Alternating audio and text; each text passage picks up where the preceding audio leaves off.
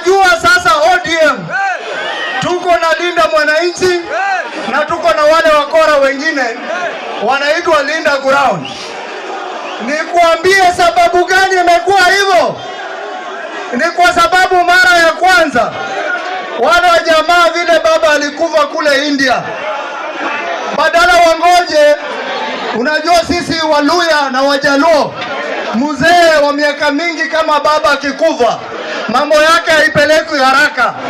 Kama alikuwa na mali, kama alikuwa na cheo, wanangoja, wanafanya mazishi ndio wanabadilisha, si ndio?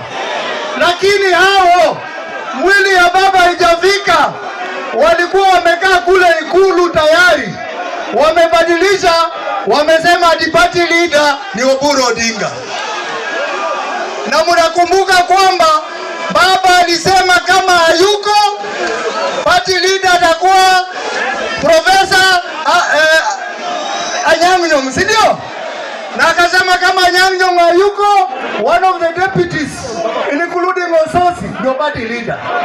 Lakini hao wakakaenda State House wakatuletea Oburu, ndio kwa maana Ruto anazubaisha yeye hivi. Ya pili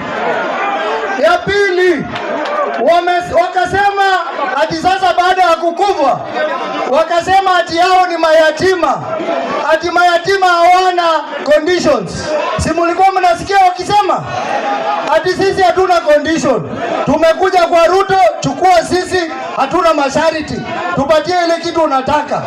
Wakatoka hapo ile mkataba ya 10 points agenda, wakasema tutupilie mbali, hata wale vijana walikufa hapa Kisumu tusahau hiyo maneno. Na baba alikuwa amesema hiyo mkataba itekeleze. Wakakuja wakaanza kufanya mikutano ya chama ndani ya Ikulu. Sasa ati chama ya ODM ni chama ambayo inaongozwa kwa Ikulu. Wakatoka pale wakasema kwamba ati hawa wataki kiti ya president, hawa wataki kiti ya deputy president, ati hawa wanataka power. Mnakubaliana na hao? Kwa hivyo nikisema jina ya mtu munasema shame on you. Oburu Odinga, Oburu Odinga, Gladys Wanga,